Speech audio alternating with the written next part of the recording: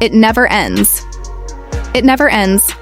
Hollywood is burning with scandal and betrayal, and now the storm has pulled in.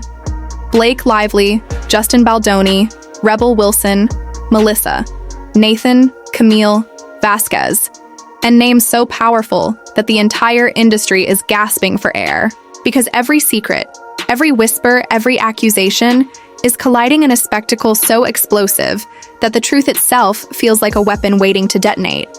And the question that no one dares to say aloud is simple: when the reckoning comes, who will be left standing and who will be destroyed? The saga that has consumed Hollywood is no longer just a story about a book adaptation or a couple of celebrities. It has mutated into a wildfire engulfing everyone in its path, and the first sparks began when Blake Lively thought she could outmaneuver the narrative control, the image bend the story to her liking.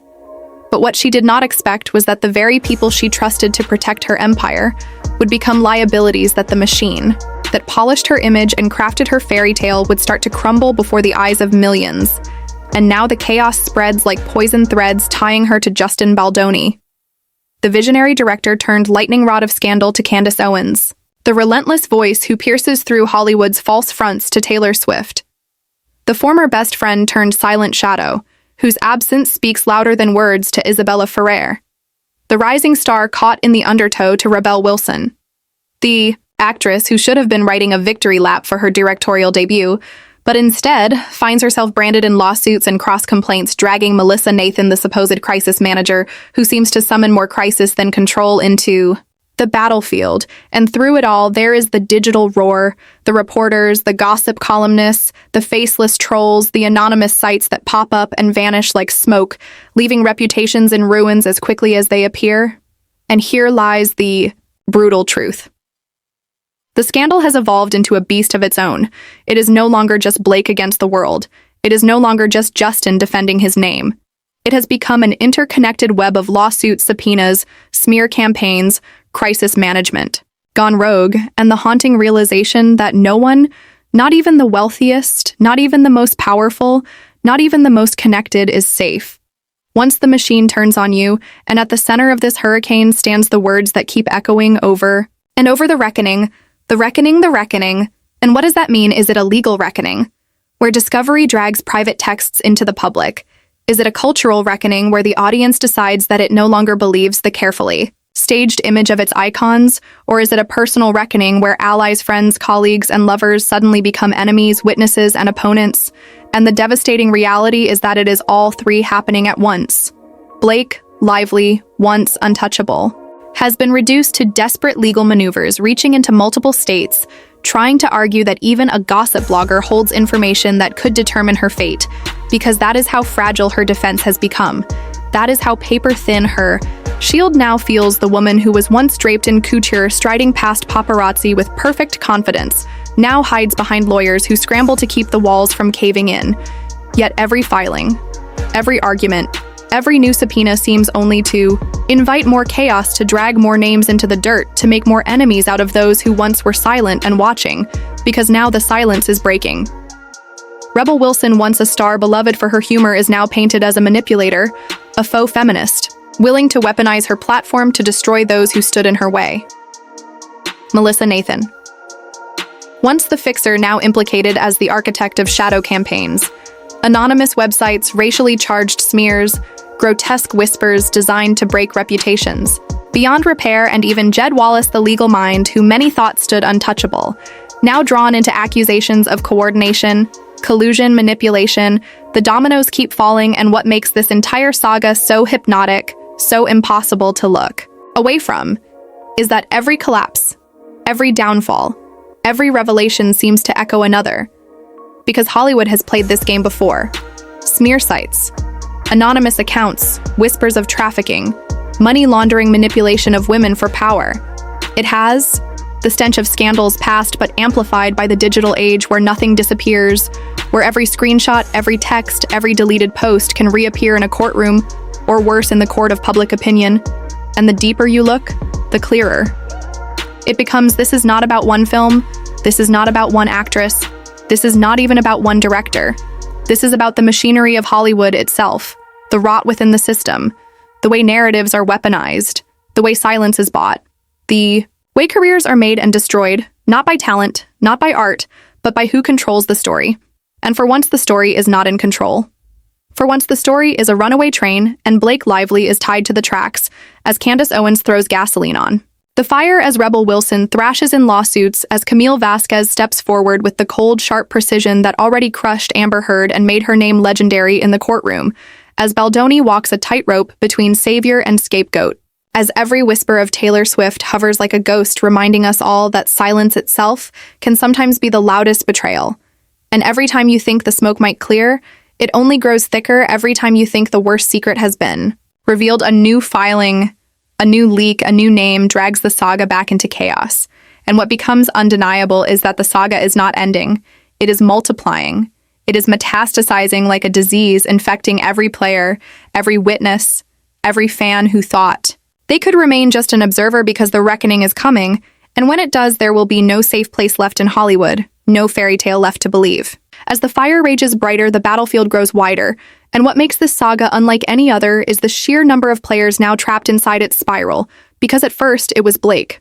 Lively against Justin Baldoni, a star against a director, an actress against a narrative. But now it is Rebel Wilson tangled in defamation.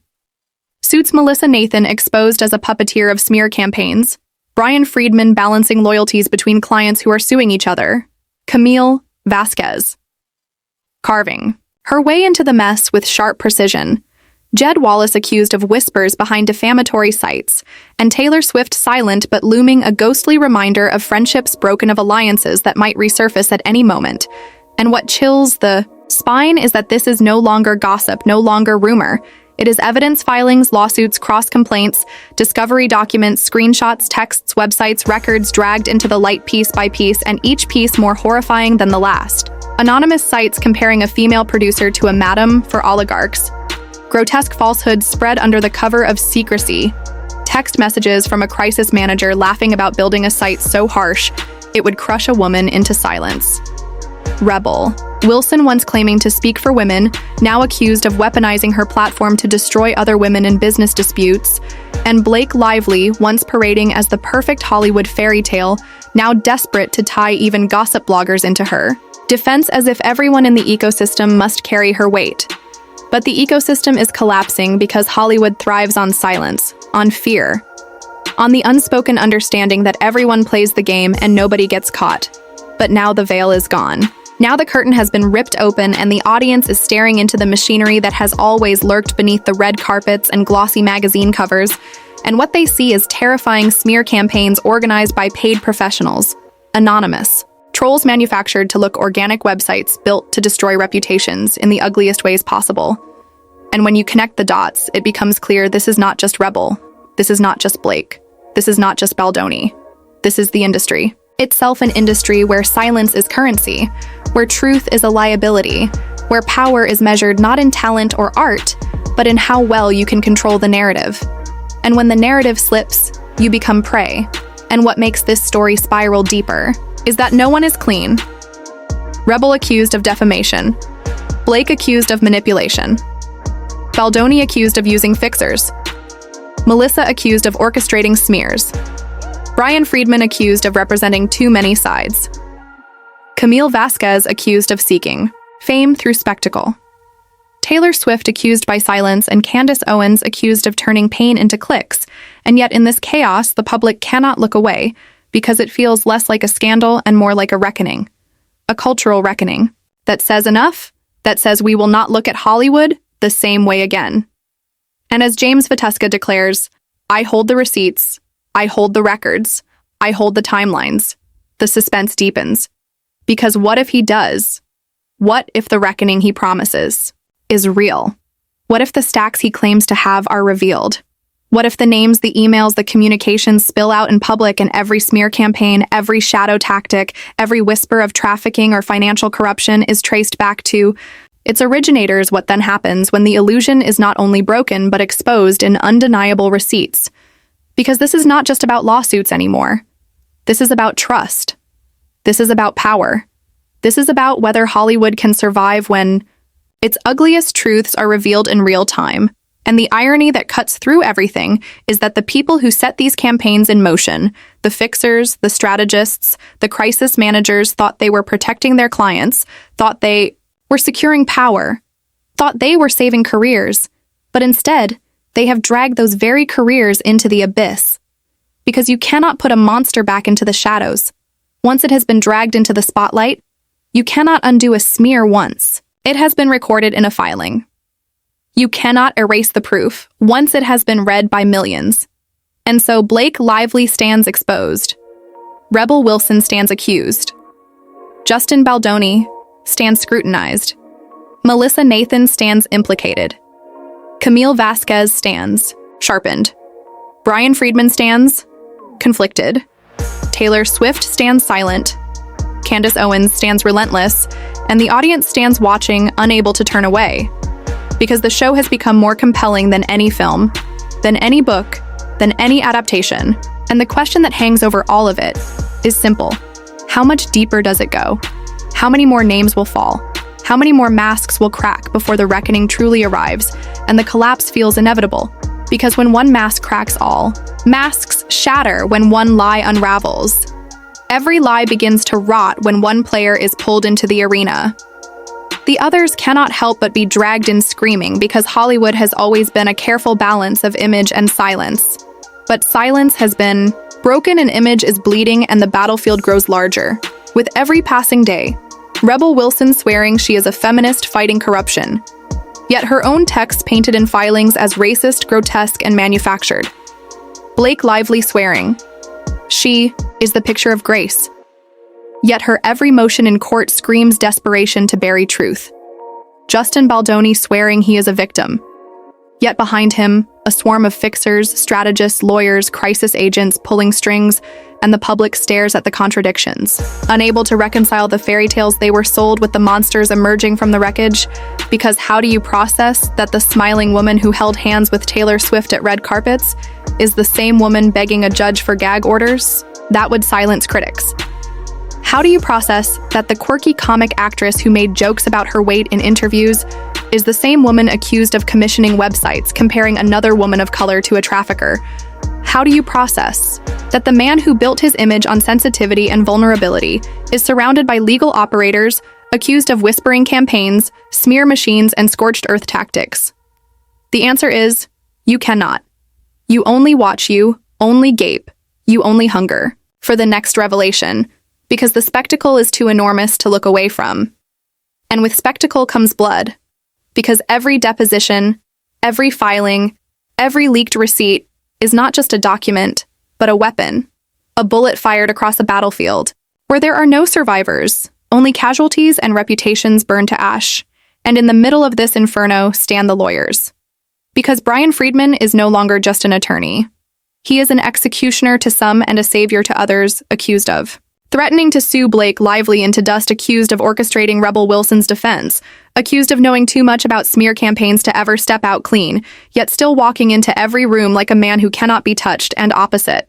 Him, Camille Vasquez, sharp, relentless, branded by her triumph in the Amber Heard trial, carrying with her the weight of victory and the hunger to carve another name into her list of conquests. And when she enters the Rebel Wilson case, suddenly the stakes double, because she is not just any lawyer. She is spectacle embodied. She is media attention incarnate, and her very presence guarantees that the trial will not remain a legal dispute, but will morph into a public execution of reputations. Played live across TikTok, YouTube, and tabloids, because Vasquez knows how to perform, knows how to slice words into daggers, knows how to turn a courtroom into a stage, and Hollywood has given her the juiciest script of all, and somewhere in the silence sits Taylor Swift, once called Blake's bestie. Now distant quiet, a ghostly reminder of a friendship fractured, a woman whose own history of feuds, lawsuits, and narrative control has trained her to stay silent when silence matters most. But the silence is its own story, because if Taylor speaks, she shifts the battlefield. If Taylor posts, she tilts the war. If Taylor testifies, the entire saga explodes into a spectacle the size of an earthquake. And the public whispers, will she not? Because everyone knows that in Hollywood, silence is not neutrality. Silence is strategy. And Taylor Swift's silence is as loud as any declaration, and yet beyond the big names lurk the shadows. The agents who dropped Baldoni, but still cling to Blake, and Ryan, the digital samurais who build campaigns so subtle, you do not see them until they are exposed in filings. The reporters like James Vituska, who claim to hold the receipts that will burn it all down. The producers like Amanda Ghost smeared online, until her name became synonymous with crimes she never committed. And the actresses like Charlotte McInnes accused of lying, accused of sabotaging her own film, trapped in the middle of battles bigger than herself. And what chills the bones is that every one of them might hold a thread, and every thread might unravel the whole cloth, and the reckoning feels closer now because discovery does not stop, because cross-complaints do not vanish, because judges do not bow to celebrity, and the filings grow thicker, heavier, darker. Each page a coffin nail for someone's career. And the longer this drags, the more names surface. The more receipts are filed, the more impossible it becomes to bury anything at all. Because gag orders denied mean truth. Leaks gag orders denied mean speculation. Explodes, gag orders denied mean Blake. Lively cannot hide behind publicists and stylists, but must face lawyers and evidence and deposition chairs where no amount of mascara can hide a trembling hand, and the question slices deeper. What is she so afraid of? Why fight so hard to keep her words unsaid unless her words themselves are poison? Unless her words themselves are confession, and the internet devours it all, fans divided team. And now the weight is too much, the lies too heavy, the stage too crowded because Hollywood cannot carry this scandal forever. The cracks are too wide, the fractures too deep, and the more they try to plaster the walls with pretty magazine spreads and photo ops, the more obvious it becomes that the house is falling in on itself. Blake Lively can smile in pap shots. She can hold hands with Ryan. She can pretend the fairy tale still stands. But the filings say otherwise, the judge's words say otherwise. The whispers scream otherwise because every deposition is another hammer swing, every leaked email another shattering pane of glass, and the audience who once clung to the illusion of perfection now gorges on destruction, because downfall is more addictive than fantasy and ruin is more profitable than romance. And Rebel Wilson's downfall, tangled in racism and contradictions, only feeds the beast because her crash makes Blake's crash bigger, her fall makes Baldoni's rise sharper, her mess makes Camille Vasquez's stage even brighter, and the public cannot stop watching, because this is no longer entertainment, this is blood sport. And in that blood sport, names are not people. They are pawns. Pawns moved across a board where the only rules are destruction or survival, because Brian Friedman will keep playing his game with precision and ruthlessness. Camille Vasquez will keep wielding her cross-examinations like daggers. Justin Baldoni will keep portraying himself as the tragic figure, too honest, too vulnerable to survive, and Blake Lively will keep clawing at the edges of her collapsing facade. But pawns are not safe. Pawns are sacrificed, and when the system decides you are the piece that must be destroyed, there is no escape. No matter your beauty, no matter your history, no matter your millions, because Hollywood worships the new and crucifies the fading. And right now, Blake is the fading. Her name no longer safe, her image no longer untouchable. Her silence no longer golden. Her silence is damning. Her silence is the weapon. Her silence is the echo that convinces the world she has something far worse to hide. And what chills more than the scandals, than the smears, than the lies, is the truth that lingers underneath. The truth that if Blake Lively could fall, anyone could fall. If Rebel Wilson could be torn apart, anyone could be torn apart. If Taylor Swift could watch in silence, then perhaps her own silence is not protection, but premonition, because the machinery does not care about loyalty. The machinery does not care about friendship. The machinery only cares about survival. And when survival demands blood, the machine will always demand sacrifice. And today that sacrifice is Blake Lively. Tomorrow it could be anyone. And Hollywood trembles because it knows that this saga is not the end. It is the beginning. The opening act of a reckoning that will leave no illusion intact. The curtain falls, but the noise does not fade because every story told in this saga only births three more. Every revelation only raises darker questions. Every silence only screams louder. And what remains is not clarity, but chaos. A chaos that the public feeds on, a chaos that Hollywood has built its empire upon. The names change, the faces rotate, but the pattern is eternal. One is lifted, one is broken, one is adored, one is destroyed. and the audience never stops watching, never stops consuming because downfall is the truest currency in this industry. Blake Lively stands at the edge of this storm, caught between protecting the perfect facade she built and defending herself from the wreckage that facade created. Justin Baldoni frames himself as both victim and visionary rebel. Wilson scrambles through her own lawsuits, dragging others down with her. Brian Friedman maneuvers with the precision of a chess master. Camille Vasquez sharpens her blades for another public victory. And Melissa Nathan becomes the shadow figure whose name will not fade no matter how many statements are issued, no matter how many strategies are deployed, because discovery has already cracked the wall, and the cracks cannot be undone. And the audience knows this. The audience has seen the pattern enough times to know how it ends, and yet the audience still stays, still comments, still shares, because watching the fall is no longer shocking. It is ritual. It is the ritual of fame built on sacrifice, built on scandal, built on destruction. The names are almost secondary. The cycle is the real story, and as this cycle spins faster, louder, hungrier, one truth remains: it never ends, it never ends, it never ends.